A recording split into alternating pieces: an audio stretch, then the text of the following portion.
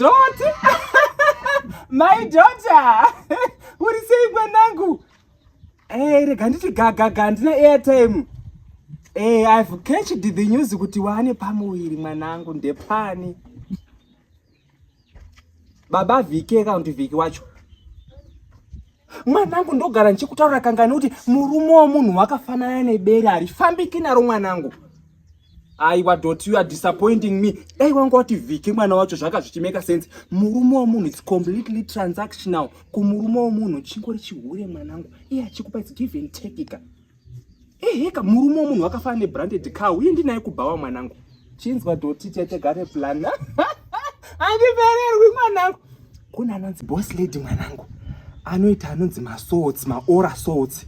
Ekuti kana wanga vajaira kutegwa navarume vanhu kwageza kudai majaha otouya. Don't worry about mimba, I'm coming. Then ukangochira basa ukageza mabasa otodini otouya. Tete is number one. Zvese zvekuti chinyi mafinancial whatever anongoita kuti uve une good energy. Then pamimba manje ndaiona waitamba nekamukomana tichaona. Kari right. Unongomeka sure kuti ukauya kuno kumusha 1 month 2 month uchidzoka tichaona I'm pregnant. Tete got a plan mwanangu. Yes. Aiwa it's okay. Kuba inzwa.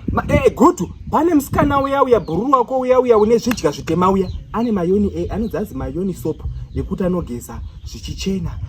Asi zvingori zvinhu zvevanhu kadzi ndingazvitauri pafoni. Ndingazonzwikwa but zvekuita kuti kana hanzi kana dzimwe nyama. Yes, my daughter. Yes. Tete is here to take over mwanangu. Murume womunhu it's completely transactional. You give me, I give you. It's give and take. You give money and I give you something. Alright mwanangu.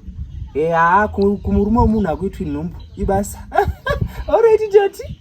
My daughter. Mwah.